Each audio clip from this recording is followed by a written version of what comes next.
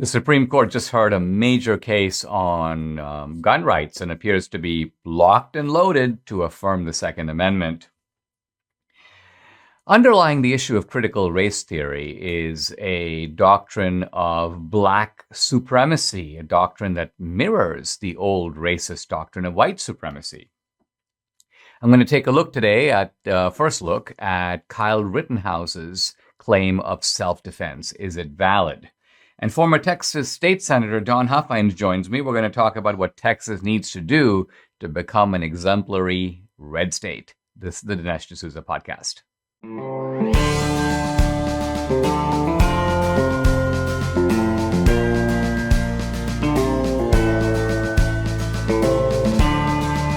America needs this voice. The times are crazy, in a time of confusion, division, and lies.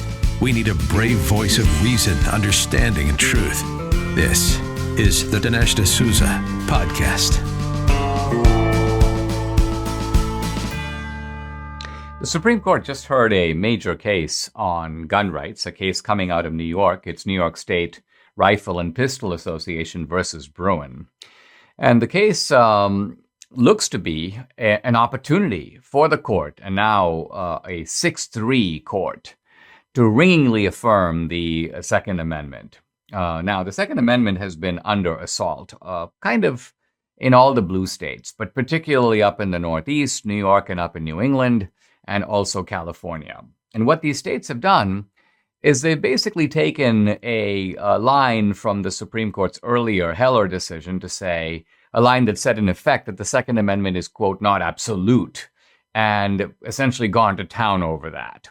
They've been passing all kinds of restrictions, and now they know that the court is more conservative. So, in fact, there was a New York case in which New York passed a restriction. It was making its way to the Supreme Court. It was likely to be struck down, and New York realized, listen, why don't we pull the law so the Supreme Court doesn't have the opportunity to slap us down? But here what happens is New York has a law that essentially says that if you want to carry a gun, conceal carry, there's no open carry, so it has to be concealed carry, you have to show special circumstances. You have to show why you, in particular, have, quote, good cause to carry a gun. You've got to essentially plead with the judge. And the plaintiff in this case, a guy named Robert Nash, he's a gun owner. He went to the Rensselaer County, New York judge, and the judge went no. Now, let's remember that these New York and California judges routinely deny applications for gun permits. And it doesn't matter if your circumstances seem you need protection, you've received death threats. They just go, no, we don't think that justifies. We don't think that meets the standard. And so this kind of rejection of these gun permits is just routine in these states. So in effect, the Second Amendment is nullified. You can technically own a gun, but you can't take it anywhere. So it doesn't offer you any, you may say, protection outside your home.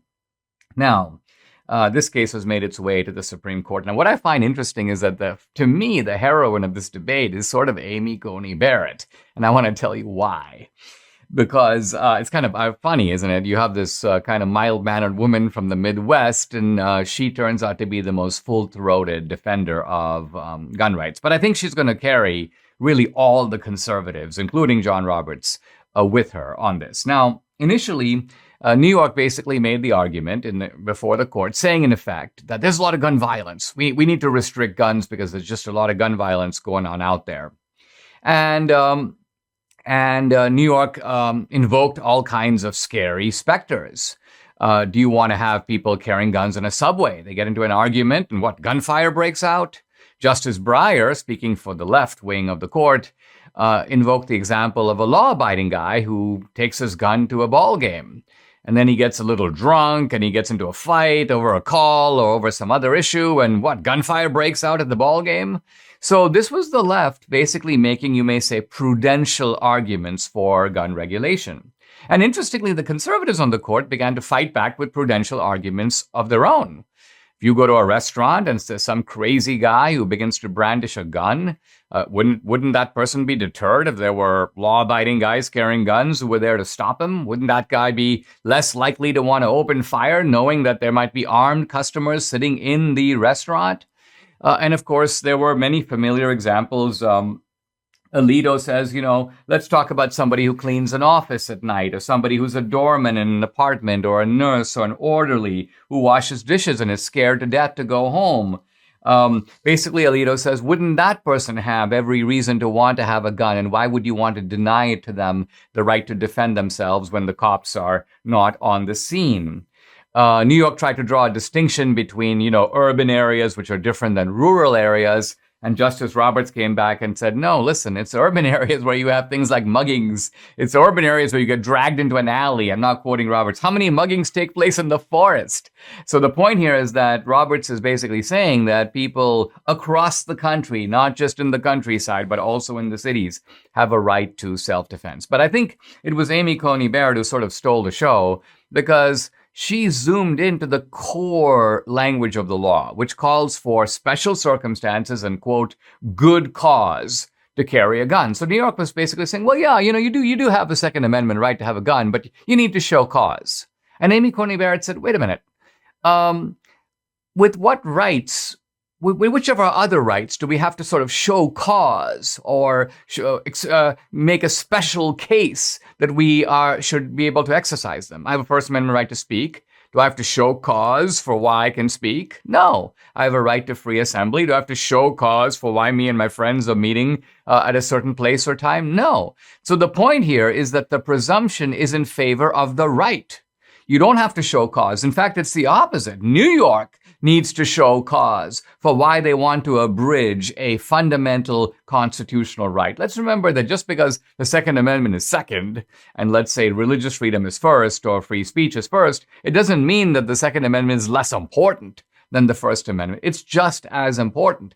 I think here the court was, on the balance, very skeptical of New York's attempt. And the beauty of them is that they strike down the New York law, they'll be striking down the California law and the Rhode Island law and the Maine law. So there will be a collapse of left-wing attempts to essentially push away the gun right, the Second Amendment right. We need a resounding affirmation of this neglected right, and it looks like the Supreme Court right now are the ones to do it. Guys, you and I together, we have helped build MyPillow into the amazing company that it is today. And Mike Lindell is grateful. He has an amazing offer for my listeners on his standard MyPillows. Now, you will receive a standard MyPillow regularly $69.98. For now, just $19.98. Now, these wonderful pillows won't go flat. You can wash and dry them as often as you want. They maintain their shape. They're made in the USA. The pillows come with a 10-year warranty so that you know they're going to last, and a 60-day money-back guarantee so you know you have nothing to lose. It's time to start getting the quality sleep that we not only want but need. If you go to the MyPillow website, you'll get deep discounts on all the MyPillow products, the MyPillow towels, the mattress topper, the robes, the My Slippers, and so much more. Great time to do some Christmas shopping. Go to MyPillow.com, use promo code Dinesh to get Mike's standard MyPillow for just $19.98. Or call 800-876-0227. That's 800-876-0227. Or go to MyPillow.com. Be sure to use promo code DINESH, Dinesh. The left is absolutely berserk. They're smarting over the results of the election. Even though the New Jersey election went narrowly for the incumbent, for Brown, the Democrat, it was by a razor-thin margin in a heavily blue state. And of course, in Virginia, very good news, and that is that McAuliffe went down to defeat, and Youngkin will be the new governor. So this is just sinking in, and you can see the left throwing hysterics about it, particularly about the dimension of critical race theory, which was a critical issue in the election. Now, take a look at this. As here's a clip of Joy Reid going bananas over what she sees as the message of Virginia. Listen. You have to be willing to vocalize that these Republicans are dangerous, that this isn't a party that's just another political party that disagrees with us on tax policy, that at this point, they're dangerous. They're dangerous to our national security. So the Republicans are really dangerous. They're And why are they so dangerous? Well, Joy Reid goes on to say they're dangerous because, first it starts out that they're bashing critical race theory. Second, they're embracing, Trumpism across the board. Pretty soon they're mounting a January 6th style insurrection, and you keep them going, and there's going to be like a full-blown domestic terrorist assault on the United States itself coming from across the country, from the, you may say, MAGA-ized Republican Party. So this is the kind of crazy paranoia that you're beginning to see from the left. And it's all because we're challenging, and by we here, I mean parents, I mean a multiracial coalition turned out in Virginia to spike CRT. Here is Jameel Hill, the left-wing activist, also kind of a sports journalist. And she goes, she refers to Virginia as, quote, the country simply loves white supremacy. In fact, she turns her venom against white women, which just seems to be a particular target for her. She goes, white women reporting for duty, as if the white women make common cause with blacks. But then when it really push comes to shove, the white women all join the white men because racism is more powerful than feminism. Now, what makes all of this deranged, of course, is that Jameel Hill, sort of like Joy Reid, they're all pretending like there has been no fundamental change in America from the old days, that America remains a deeply racist society. We need critical race theory to expose all that and to fight that. But think about it. If this were America circa, let's say, 1880 or 1920, what do you think Jameel Hill would be doing? I mean, do you think that she'd be like a commentator on ESPN? Do you think that she'd be a decorated activist? Do you think that she would be this kind of public figure earning hundreds of thousands, if not millions of dollars a year? No.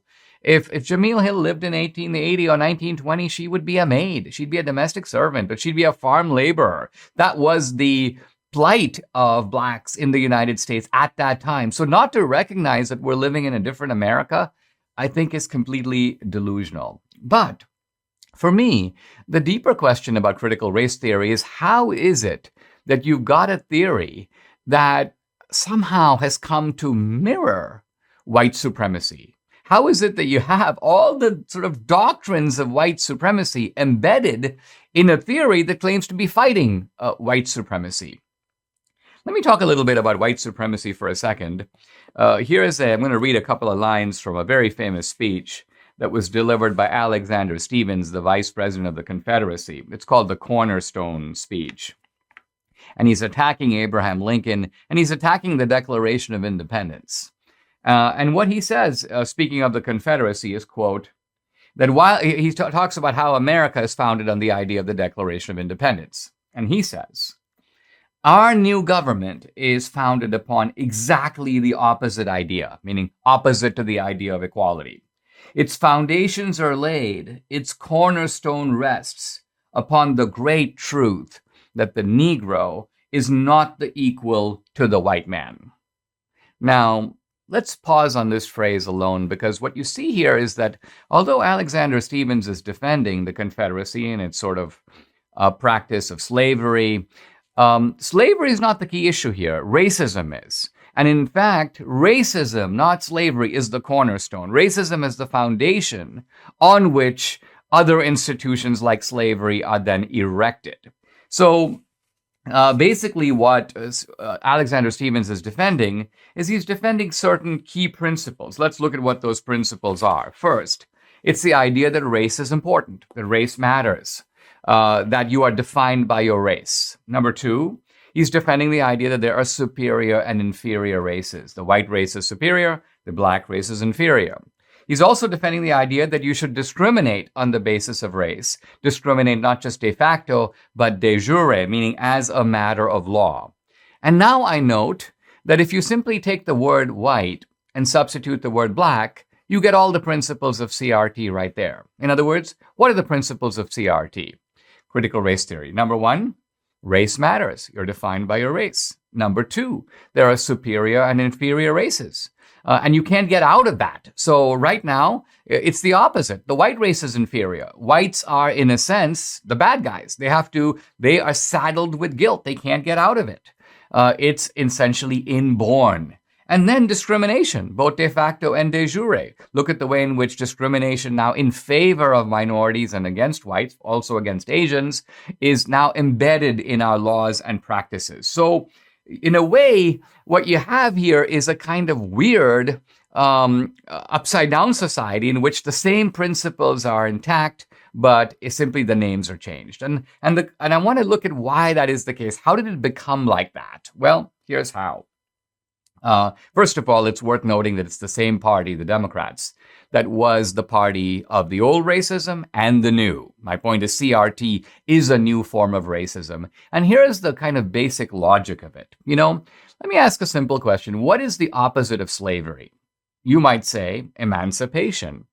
But there's another answer that you could give. The opposite of slavery, meaning the enslavement of blacks for 300 years, is to enslave whites for 300 years. One could argue that that is the true mirror image, and in fact, that's the true way to achieve justice. Let me ask a different question. What's the opposite of racism? You might say color blindness, but that's only one way to think about it. Here's another way to think about it. The opposite of racism is racism in the other direction. So if someone has been discriminating against you, you now turn around and discriminate against them. I think this is the logic of CRT. Basically, the critical race theory guys go, listen, it's not enough to go from slavery to emancipation. We've got to sort of enslave the other guys to the degree we can. And since that's too much in the remote past, let's focus on racism. They have discriminated against us. And they, of course, here meaning the ancestors. So it's now our turn for decades, if not centuries, to discriminate against them and to have that discrimination embedded in law. So all the old bad things, discrimination, segregation, are now part of our laws. And they are brought to us courtesy of a Democratic Party that never abandoned its old racism, but merely figured out a kind of politically beneficial way to change its direction. Here's some pretty monumental news. It was recently announced that Social Security benefits are going to increase by 5.9% in January. Now, that's the highest increase in 40 years. And what does it mean? It's the government admitting that inflation is out of control. And yet the left is still trying to push through trillions more in spending. So what are you doing to protect your savings from inflation? I protect mine with gold and silver from Birch Gold Group. And Birch Gold can help you convert an eligible IRA or 401k into an IRA backed by precious metals.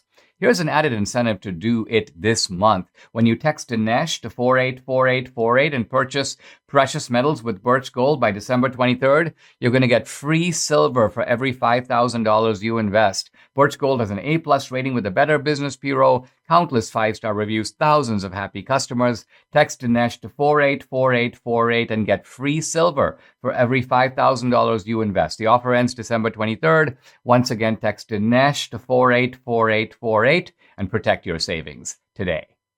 I want to talk about the Kyle Rittenhouse case, which is underway, and it may be a wrong thing to say that I'm sort of enjoying the case. I mean, a man is on trial for his life. There are murder charges involved. But this is turning out to be a case where the prosecutor has sort of lost his marbles. He is saying ridiculous things, one on top of the other, and the judge is constantly having to chasten him. Now, the judges apparently one-sided slapdowns of the prosecutor, this guy named Binger, have produced the ire of the left on social media and in the media. On CNN, for example, there was sort of kind of grumpy objections to the judge, as if to say the judge sort of doesn't know the law. The judge is sort of making arbitrary decisions. The judge is sort of revealing a kind of bias in favor of Rittenhouse. And here's a little clip of the judge responding, interestingly enough, not just to the situation in the courtroom, but directly to CNN. Listen. So there's two different parts of the rule. One of them is the defendant has to have been aware of the decedent's violent acts or turbulent behavior. In the other one, it's circumstantial evidence of the victim's violent behavior at the time of the incident. That's what I admitted it on.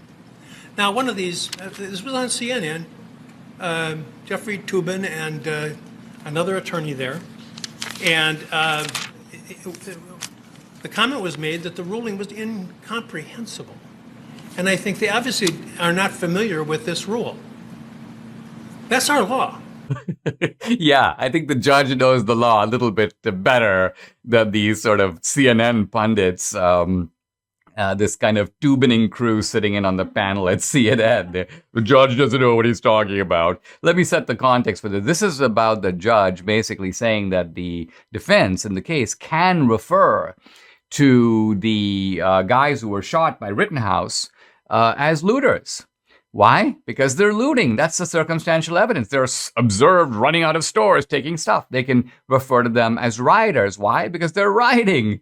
They can be described as arsonists. Why? Because they are observed setting things on fire. So the judge's point is that this circumstantial evidence, circumstantial here just means arising out of the circumstances, can in fact be introduced in court, and that is the law. Now, this prosecutor, I want to read from, because you want to get an idea of what the judge is responding to. And he's responding to a prosecutor who acts like looting, rioting, arson is really no big deal.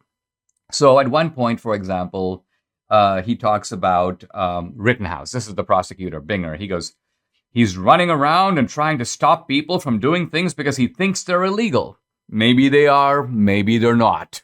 So the prosecutor is acting like, we really don't know if these guys were doing anything illegal.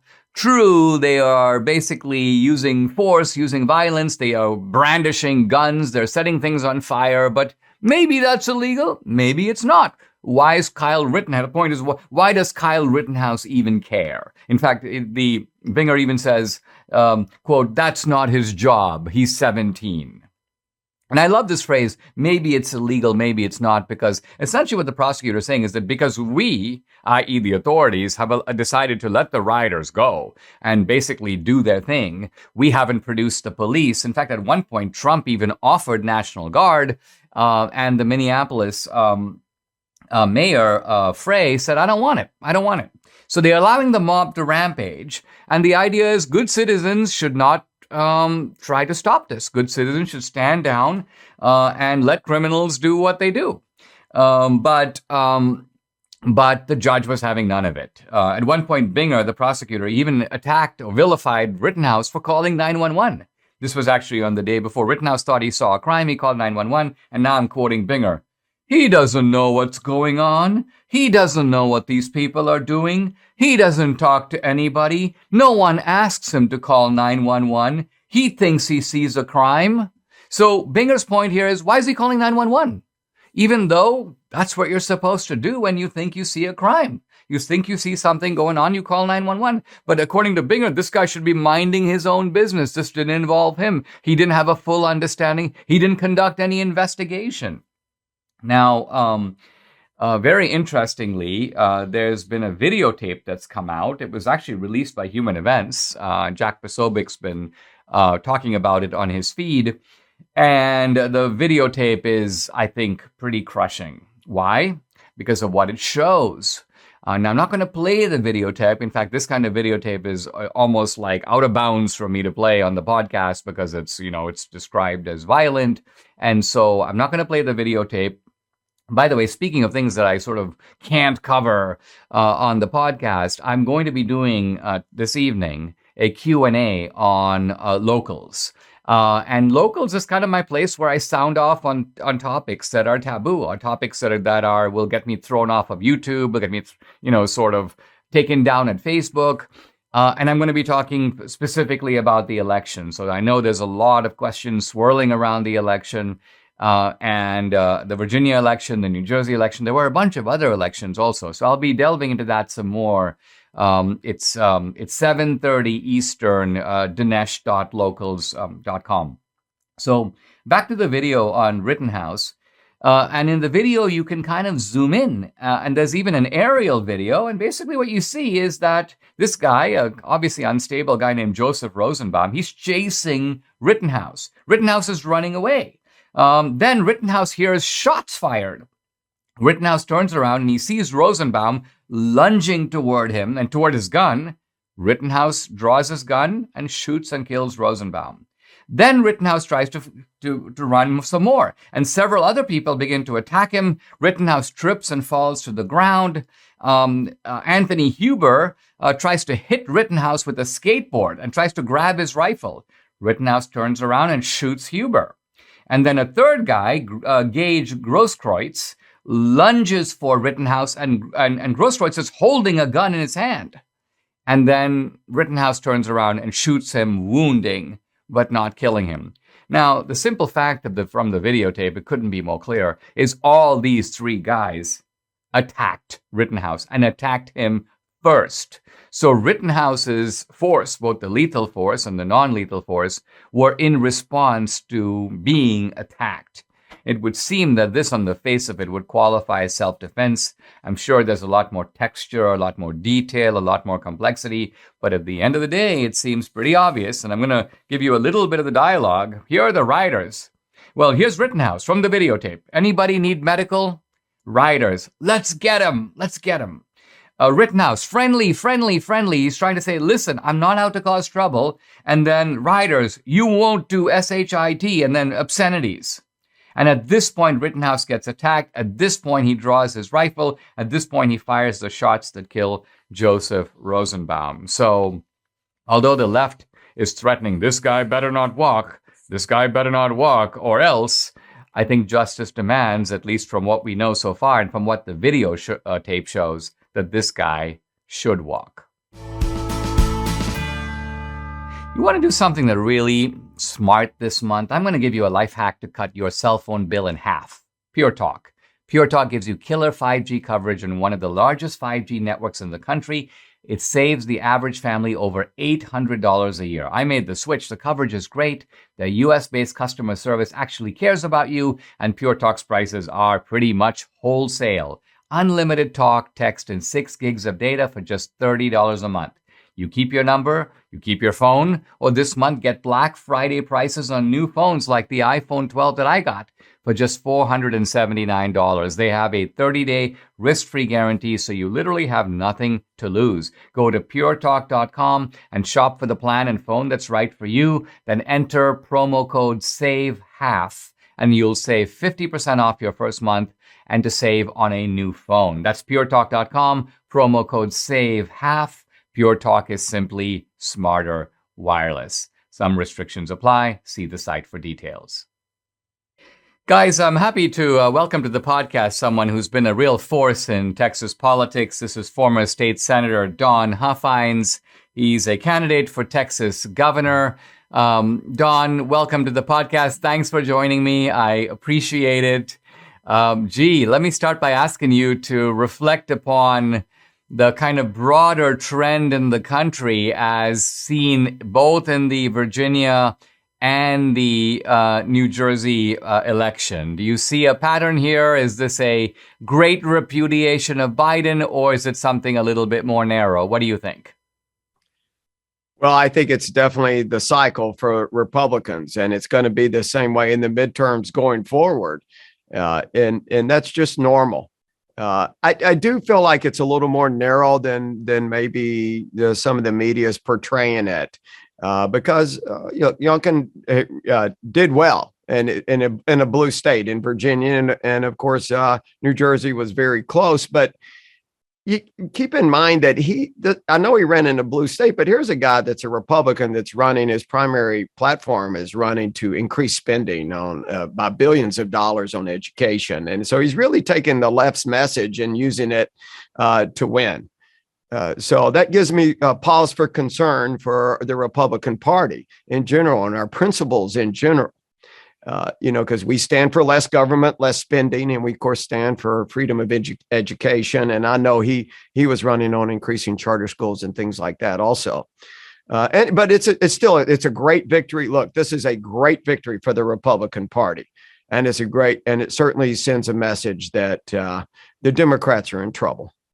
And you would agree, wouldn't you, Don, that, I mean, presumably we need a different kind of republicanism in different parts of the country. All I mean by that is that if you're running in Maine, you're probably going to end up with somebody closer to Susan Collins than you are, for example, to somebody like Tom Cotton, right? So could it be that in a place like Virginia, which, as you say, is a moderate state, it's tended to go blue recently, but I remember when I came of age in the 80s and 90s, it was a Republican state. Virginia was. So could it be that a guy like Youngkin is better suited to Virginia, and that's what enabled him to run so strong against McAuliffe? Well, results speak for themselves, and yes, that's true, absolutely. But it's like I said, it still, it gives me pause for concern, because it's not about courage and leadership in the sense of what the Republican Party is about, which is liberty, and that the fundamental role of government's always to protect our God-given liberties, and our liberties come from God. And anytime you expand government, of course, you're decreasing our liberties. And so, even though that message might resonate more with in Maine, it's still, what we're doing is compromising more and more with the left. And I think the electorate is very, very thirsty for courageous leadership that'll enable us to get back to our fundamental principles of what this country was founded on, which is that we're not working for the government. This is about our liberty, our God-given liberty, and our natural rights. Let me ask you about a race in Texas. I'll turn in the next segment to talk about some specific issues, but it seems a very encouraging result out of San Antonio. This was in a state race where this guy, Lujan, won as a Republican a seat that was an open seat, but apparently had been held for some time by the Democrats. Talk about not just that race specifically, but the larger issue of whether or not we're beginning to see Hispanic Texas become competitive for Republicans. Oh, it's a trend that's really real in Texas. It certainly is. And it's exciting for not just Texas, but for the whole nation. And I've always said this, that if anyone's a regular churchgoer, they need to be in the Republican Party. And the Hispanic community, of course, has a strong belief and a strong affinity for family and for church, and they're really pro-life. And so these are folks that are going to be coming into the Republican Party, and I think they're coming in by droves. And another thing the Hispanic community really gravitates to is leadership. Strong, courageous leadership. And that's why Trump did so well on the border, in the border area of Texas. And it's not just the Hispanic community, really, but it's across the nation. The country is thirsty for real political leaders that aren't concerned about the political ramifications and of their decisions. They want people that are going to make the decisions that's best for the community and best for the state and the country. And so that's why Trump did well. And our message in Texas is resonating very well with the Hispanic community. When we come back, I want to probe some of the key issues facing Texas. I want to talk to Don Huffines about how we can take this red state and make it even more successful, even perhaps redder. Who likes aches and pains? Nobody. But they come to us all eventually, whether from the normal wear and tear of time or from injury. Now there's a 100% drug-free solution. It's called Relief Factor. Relief Factor supports your body's fight against inflammation that's the source of aches and pains. The vast, vast majority of people who try Relief Factor order more and more. Why? Because it works for them. Debbie has been suffering from frozen shoulder for a couple of years now. She decided, let's give it a try, and she found it works amazingly well. Her pain went away. Debbie also knows that if she doesn't take it regularly, the pain comes right back. So she's made a vow never to be without it again. Being able to lift her arm and exercise is super important to her, and Relief Factor is the tool she needs. She's glad she's got it. You too can benefit. Try for yourself. Order the 3-week quick start for the discounted price of just $19.95. Go to relieffactor.com or call 833-690-7246 to find out more about this offer. That number again, 833-690-7246, or go to relieffactor.com. Feel the difference. I'm back with former Texas state senator, now candidate for Texas governor, Don Huffines. Don, you mentioned in the last segment the border. And I just saw some images today of Texas having created a sort of, well, I have to call it a makeshift wall, because it was all kinds of stuff sort of intended to block this latest caravan that is apparently on its way to the Texan border. Let me ask you this. How do you assess the situation on the border? Obviously, Biden has been pushing for a virtual open border. Do you approve of the things that have been done so far? What else could we be doing more? Well, this is the number one issue, not only affecting Texas, but probably the United States. This is a premeditated attack on Texas and the country. The federal government's never going to secure the border. They never have. Even when we had the trifecta in Washington, Trump had a lot of difficulty, and we still had in securing the border. We had tens of thousands of illegals pouring across Texas, and he was trying to build the wall, but he didn't get that done. Look, the only chance we have of securing that border is of a courageous governor of Texas, period.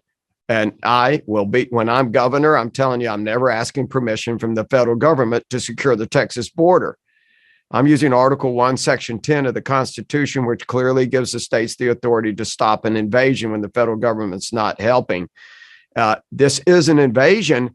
The Border Patrol, I've been there 3 times, for instance, and I was on the committee when I was in the state Senate, when I was there 14 to 18 for border security. And Border Patrol is telling me right now that 1.5 million illegals are going to flood Texas in a 12-month period, unapprehended. Of course, they're all smuggled in by the cartels, the most dangerous criminal organizations in the world. And this is, any way you define it, an invasion. It's an invasion of Texas. Do you think, Don, do you think that the federal government, I mean, this is the Biden administration, is sort of working, at least in tacit coordination with the drug traffickers and the cartels? I say that because if you look at some of these caravans, and they're not even at the border, they're in the south of Mexico trekking their way to the border, but they're carrying Biden signs as if to say, we're coming with a personal invitation from Joe Biden. Surely the U.S. government knows they're coming. They're probably in regular communication with them. So are we seeing a kind of, I won't call it a conspiracy, but a coordinated effort essentially to breach our sovereignty? Absolutely, this is a coordinated effort between the United States government and the Mexican government. This is a premeditated attack, like I said, and destroy. Look, the Biden administration is committed to giving amnesty to every illegal in this country, and it's not 11 million; it's more like 35 to 40 million, and in Texas, it's millions, and that will turn Texas blue, of course, because they're going to get to vote. And I'm going to engage the entire Texas military to secure the river, to secure the border. There's 25 crossings over the river, and we're going to secure every one of them to stop all inbound commercial traffic from Mexico. And this is strategic to make sure Mexico feels the economic pain, and they secure their side of the river and take it back from the cartels. I'm not going to let them bring a truck in here. We got to have an incentive for Mexico to cooperate, because they're being an extremely bad neighbor. I love Mexico and I love Mexicans, but they're being a bad neighbor. Look, Greg Abbott is never going to secure the border. He doesn't have the political will, the political courage. He could have done it 7 years ago or 7 days ago. It's never going to happen. That's why this election, the primary election for the governor of Texas, is the most important election in the country.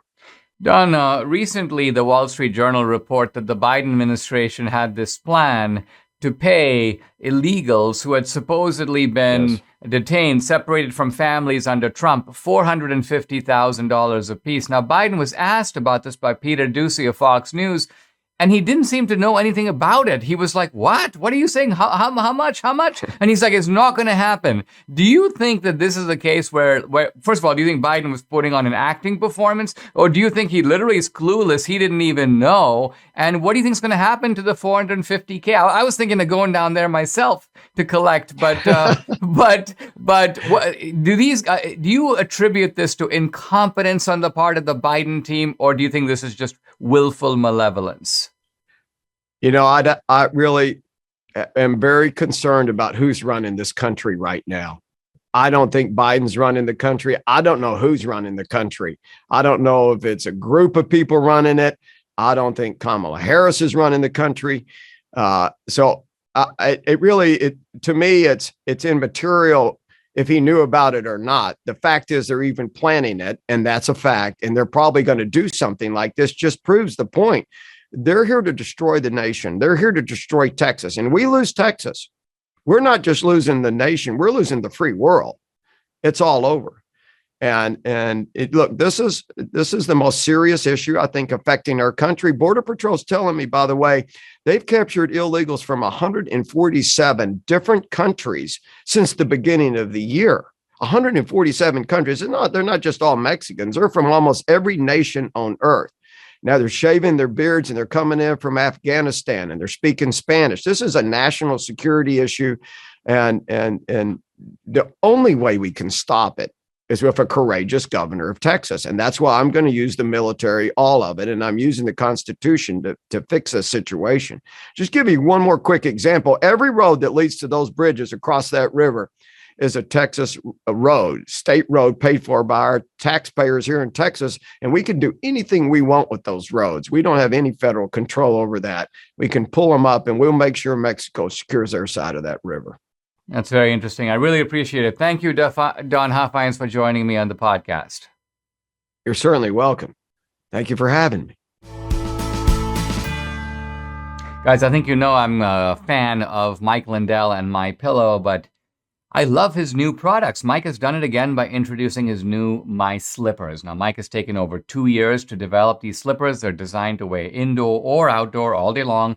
They're made with MyPillow foam and impact gel to help prevent fatigue, made with quality leather suede. For a limited time, Mike is offering 50% off the new My Slippers. The My Slippers, by the way, they're so comfortable, you're going to want to get some for the whole family. We actually did. Here's Danielle with her moccasins. Of course, Debbie and I just love ours. I got the moccasins. Debbie got the slip-ons. Go to MyPillow.com and use promo code Dinesh. You'll get deep discounts on all the MyPillow products, the Giza Dream bed sheets, the MyPillow mattress topper, the MyPillow towel sets, and so on. Call 800-876-0227 or go to MyPillow.com to get the discounts you need to use promo code Dinesh. I've been talking off and on the podcast about the terrible conditions of the jail in which January 6 defendants, and in some cases others, are being held. And it has been an allegation that the jail authorities have denied, the government has denied, the DOJ has denied. Their claim is that we're treating these guys sort of no differently. Our jail conditions are, obviously it's jail, but everyone is being treated properly and humanely. And we now know that that's false because the U.S. Marshals have marched into the D.C. jail. This is called the Central Detention Facility, CDF. It houses about 1,500 detainees, including a bunch of January 6 defendants. And the marshals have found out that there is, quote, systematic mistreatment of detainees, including unsanitary living conditions and the punitive denial of food and water. Let's pause for a moment. The punitive denial of food and water means they're deliberately withholding food and water from the inmates to punish them. This is being done by the guards. And it's being done evidently with the knowledge, or at least the indifference, of the authorities. And the authorities are going all the way to the top. The jail warden, Wanda Patton, DC Corrections Director Quincy Booth. Let's remember that Judge Royce Lamberth, when considering the case of Christopher Worrell, he got this whole process started. He noticed that Christopher Worrell had cancer, had a broken hand, was not getting proper treatment. He demanded that the medical notes be turned over to him. They weren't. So he found these DC officials in contempt. And he said, basically, there could be a civil rights violation here. The Justice Department needs to look into it. So in response, the marshals go marching in the jail. And it's just disgusting what they find. They observe, well, first of all, quote, the smell of urine and feces was overpowering in many locations. What? They talk about the food being substandard, and they say, quote, water and food appear to be withheld from detainees for punitive reasons. They also notice that, quote, jail members were, quote, observed antagonizing detainees instead of angering them, like poking them, and, quote, directing detainees not to cooperate with the prison review. And finally, one prisoner was warned by a staff member to, quote, stop snitching. So these are guys who are under the thumb of these guards. And I understand from these guards, many of these are African migrants. They are people who are essentially have been trained to develop this kind of idea that they're filled with racial hatred. They're told that it's open season on the people who are in the jails, and no one is going to hold them accountable. So it's a good first step that the marshals are on it. Basically, what the marshals are doing is they're shutting this facility down pending a kind of review, and they're moving these 1,500 people to another facility in Lewisburg, Pennsylvania. So this is an acknowledgement, I think a vindication of those of us who have said, yes, that this is a bad situation, that in which people's basic civil rights are being violated. The marshals seem to be, based upon direct review and observational evidence, now affirming that this is correct. There is a very deep and interesting article on abortion in the magazine First Things, the October issue, written by someone who used to be a friend of mine. I say used to, I just mean I've lost touch with her over the years. Her name is Mary Eberstadt, a very capable, very talented writer, and writes about these sorts of issues surrounding family and culture. And I want to go through the article because of how, in a sophisticated way, it looks at abortion, not just in the context of the decision itself. That's the point. We always look at, oh, there's a woman, she's in a terrible situation, she's deciding whether to have an abortion. But Mary Eberstadt said, let's look at these decisions in the context of your life. Now, one interesting thing about the people who oppose abortion, by and large, their position is principled, right? Life is sacred. You can't take life. Life is a gift from God. So their position is, in a sense, absolute. It's driven by an understanding or kind of a view of what life is. But the champions of abortion, Mary says, correctly, I think, their logic is more utilitarian. By utilitarian, I mean they're kind of weighing the pluses and minuses. And so their argument is that, look, in certain circumstances, the ending of life can be a good thing. It increases human happiness. It certainly increases the happiness of the woman. Now one can come back and say, well, it's still not right to take a life, and what about the life that you're taking, and so on. But Mary doesn't do that. She says, let's look at the logic of abortion from the utilitarian point of view itself. Let's see if it is really true that your abortion increases your happiness. And she does this in a kind of beautiful comparison of two young women, 20 years old, let's say circa 1975 or 1980, and they're both students in college. Well, one's a student in college, let's call her Patricia, and the other, let's say, is just someone who dropped out of high school, and let's call her Kelly. And Patricia here has gotten pregnant from her boyfriend, and so she's in a bad situation. She goes to Planned Parenthood, her boyfriend comes along, and she's thinking of having an abortion. Kelly is a high school grad. She's a receptionist at a kind of auto dealership. She too has a boyfriend who works a working class job at a mill. And so she too goes in to have a pregnancy test. And she too, both the young women are in the same situation that they don't know what to do. Now, Patricia, the first woman, decides, okay, let me have an abortion. And she does. The abortion is initially a tremendous relief. Why? Because suddenly problem solved. Turns out that this, there's friction with her boyfriend because suddenly this was a kind of casual relationship. Suddenly there's complexity, the potential addition of a new life. Do I want to become a parent? So this phrase, as often happens, the relationship between the couple, they kind of go their separate ways. But Patricia now is, quote, liberated to go on to college, to pursue her career, to get a law degree. And so she goes to all that with a tremendous sort of enthusiasm. Kelly, on the other hand, appears to be in a different situation. She decides, for whatever reason, it could be a religious reason, but it could just be that she can't bring herself to do it. She decides, you know what, I'm going to have the baby. I'm going to do it. And so she does. In her case, too, the man takes off. He doesn't want the responsibilities of being a father. And so here's Kelly. And initially, she's in a much worse situation than Patricia. Why? Because first of all, she has to go through the agony of the pregnancy itself. There's pain, there's epidurals. Her parents are outraged that she's having a child out of wedlock. But very interestingly, as the process goes forward, her family accommodates to it. Her mother goes, well, okay, I'm going to become a grandmother.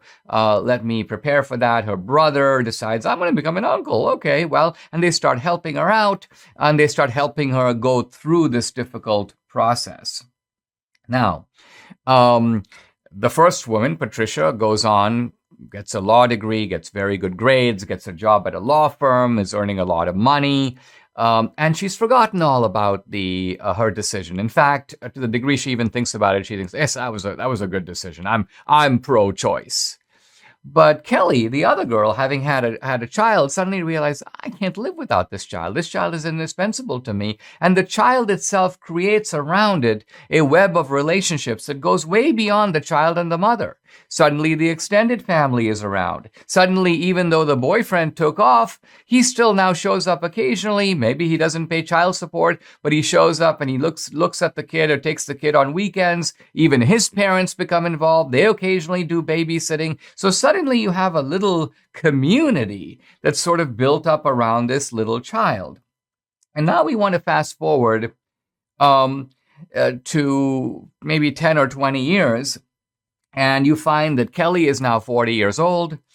She doesn't work at that auto dealership anymore. In fact, she got fired when she took too long of a maternal leave. So she now works like in a day school. And who goes to the school? Her kid. And so she's at the day school. She meets a guy over there who also works at the school. They get married. They have 2 more kids of their own. So now they have 3 children, and they're building a family. They're not well off. They might be struggling in some ways, but the family is the center of their life. Meanwhile, the other woman, Patricia, becomes a successful partner in a law firm. She meets a lawyer over there. He's kind of older. Initially, they decide they're going to adopt a child, or they're going to do IVF because, of course, Patricia's older. She's deferred having children so she can advance her career. And while she was very cool and rose up in the law firm, she even made partner, she suddenly notices that the partners who once lavished a lot of attention on her when she was younger, now that she's in her 40s and 50s, their attention is focused elsewhere on younger associates at the firm. So she suddenly ceased to be kind of the hot property that she thought she was, and they thought that she was. And now we come to the kind of the climax, which is we fast forward to today. And suddenly, says the writer Mary Eberstadt, we have these 2 women, and they're sort of on their deathbed. And how they're surrounded by whom? Kelly is surrounded by a huge network. She's surrounded by all her loved ones. She has her children. She has her grandchildren. She has her extended family. Patricia has her husband. They have 1 child, but this was a late child, and the child is now actually doing something else, so they're not on the scene. And so suddenly, the question we come back to, which of these 2 women has looked at from the point of view of the end of your life, surveying your life as a whole, who has had the better life? And Mary's point is not to answer one or the other very easily, but to say, this is actually a close call.